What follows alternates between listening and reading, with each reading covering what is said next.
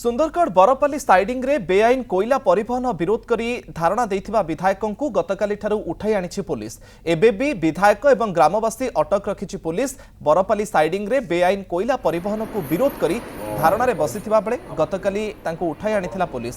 गत 4 मासरू अधिक दिन हला चालिछि आंदोलन।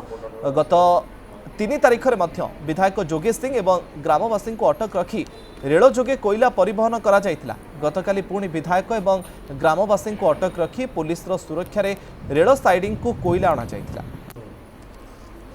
हाईकोर्ट निष्पत्ति हमको पुलिस आनिक अटक रखी रिजर्व पड़िया आम आम जिद रे अटल छूँ जेहेतु कोयला परिवहन बंद करने हमको बिना दोष रे पुलिस जोर जबरदस्ती आनिक उठे रखी आम जिला प्रशासन को अनुरोध कर कोयला परिवहन बंद करा जाऊ कोर्टर निष्पत्ति आसवा जाए नचेत आमको कोर्ट फॉरवर्ड कर जाऊ कोर्ट निष्पत्ति न आसवा जाए आम कौन से हिसाब से कोयला परिवहन करदेवनी किठू जीवनी आम जिला प्रशासन को जन जदि जिला प्रशासन आमर कथा न मानले आम सीधा जेल जावाई रेडी अच्छे।